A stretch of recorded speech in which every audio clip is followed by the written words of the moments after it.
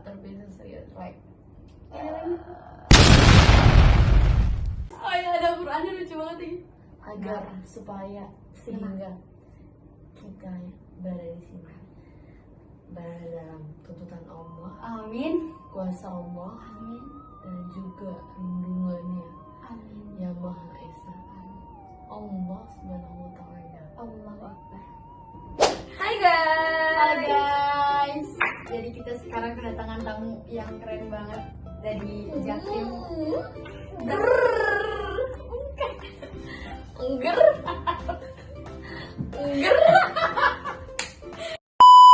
Halo guys. Kenalin, aku Icel. Dan gue Caca. Ya, di sini kita bakal sharing tipis-tipis ya.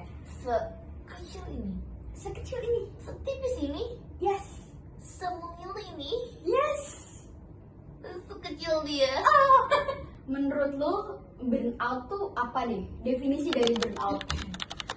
Menurut gue, burnout itu, lu pernah gak ngerasa ada titik yang paling rendah dalam kehidupan lo? Pernah. Lu pernah? Yes. Nah, terus saat lu lagi rendah-rendahnya, Nah.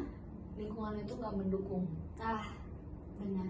Nah, pas di saat yang bertepatan itu tuh, kayak saat itu gue ngerasa gue burnout banget.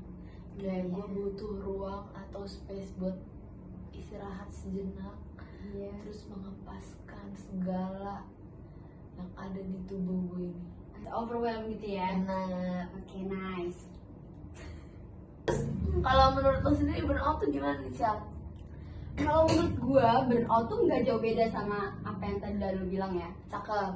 Burnout tuh kayak kita banyak tugas nih, numpuk satu dua gitu kan. Seng. Numpuk di kepala kita. Kadang kita bingung ngerjain yang mana dulu, Benar. ya kan?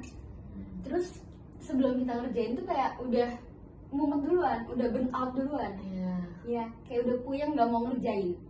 Kayak gitu menurut gua, burnout juga salah satu. Itu menurut lo? Iya. Terus apakah seorang Michelle pernah berada di titik burnout itu? Sering. Kapan itu kalau boleh tahu? Sering. Oke, kemarin kayak UTBK. Ya kan, kita cakep. persiapan UTBK, persiapan mandiri. Di sisi lain sebagai semi gap, yang mana itu adalah waktu-waktu dimana kita UAS juga. Jadi kayak gue bingung dan burnout deh. Oke, jadi berarti pas masa-masa itu lu Bener. belum bilang, belum ngomong. Berarti pas di masa-masa lu TBK, Iya, ujian, ujian. dan ujian itu lu berada di fase terendah di Bener. Kayak banyak banget yang harus gue lakuin gitu, kerjain. Tapi gue nggak bisa nge-manage waktu gitu kan. It's all about time managing juga. Bener sih, itu juga sih. Terus jadi menurut lu gimana nih cara kita untuk managing waktu. Oke, kalau burnout ya. Kalau gue pribadi ya, kalau gue bikin to-do list.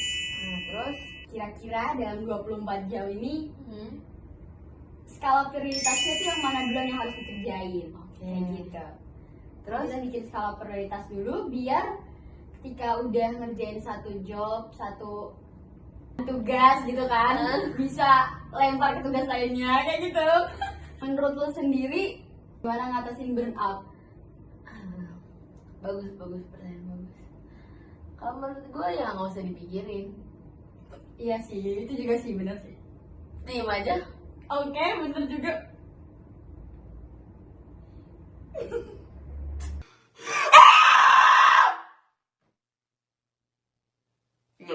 Kalau menurut gue cara ngatasin burnout, gue udah berkali-kali berada di fase itu. Semua orang pastilah ya, Bener. ya kan? Pasti kita nggak mungkin kayak hidup tuh lurus aja, nggak mungkin kan. Bener. Nah, cara gue ngatasin itu gimana sih gitu. Yang namanya kita ngalamin fase kayak gitu sampai lama-lama terbiasa itu pasti dimulai dari hal yang sepele, lama-lama besar, lama-lama nambah dahsyat, terus akhirnya kita udah terbiasa dan ya udah itu udah bukan burnout lagi bagi kita, maksudnya bukan sesuatu yang kayak membebani pikiran lagi, which is kita bakal kayak oh ya udah itu challenge buat kehidupan kita yang harus kita jalanin, gue kerjain udah that's it gitu, kelar gitu. Jadi intinya cara gue mengatasinya adalah mungkin kalau misalkan dulu gue kayak ngerasa kebebanan segala macam, tapi stres pasti semua orang pasti kayak gitu, tapi lama-lama ketika udah dijalanin dan udah terlewatin, oh gue bisa kok gitu. Dan akhirnya nanti ketika ada tantangan lagi, kerjain lagi, lewatin lagi fasenya, udah jadi memang kayak gitu sih di depan. Iya sih benar gitu. Yang penting jangan berhenti berjalan aja ya. Iya.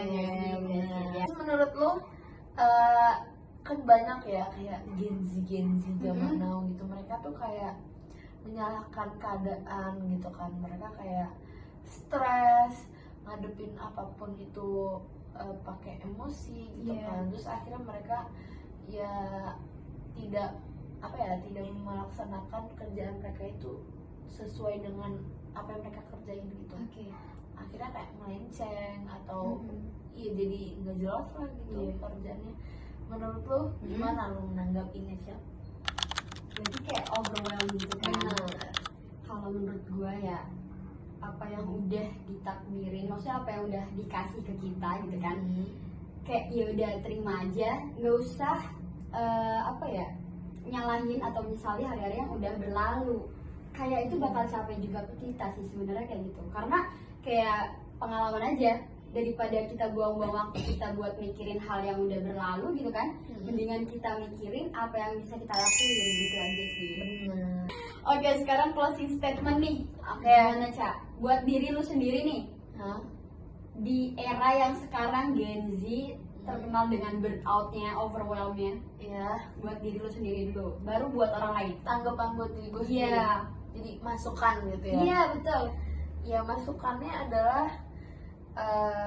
tadi itu fokus on yourself, balik lagi ke tujuan utama gitu, kayak you do something for what, kayak lu tuh ngelakuin itu karena emang itu tujuan lu atau karena maksud yang lain. Benar gitu. Karena kayak banyak orang di zaman sekarang itu do something untuk untuk ya sekedar bahasanya asik-asikan, senang-senang, padahal life is more than that. Jadi kayak itu sih menurut gue buat kayak ngeliat atau nanggepinnya tentang masalah burnout atau overwhelm. Terus gimana nih Cel, kalau menurut lu sendiri nanggepinnya gimana nih? Ya benar. Yang tadi untuk bilang. Kalau tadi kan gue buat diri gue sendiri, sekarang gue buat orang lain. Buat orang lain, buat pemuda di zaman sekarang. Buat teman-teman semua ya. Buat teman-teman yang ada di sana yang nonton, benar. Lu semua. Ini bisa jadi lu pada kalian yang lagi nonton ini. Iya betul. Lu jangan saya deh, ya gue gampar mulut lu. Ini kehidupan gitu. Nah. Jadi ya kita di sini nggak kejar-kejaran sama apapun itu, ya kan? Jangan jadiin standar kesuksesan orang lain itu jadi standar kesuksesan kita juga, ya nggak sih? Betul. Bener kan? Betul. Jatuhnya kayak FOMO gitu. FOMO. Dan ya FOMO di Gen Z ini udah marak banget kan? Siapa yang nggak FOMO? Tapi balik lagi kayak ya kita harus tahu lah batasan FOMO-nya sampai mana guys. Setuju banget. Segini aja podcast singkat dari kita.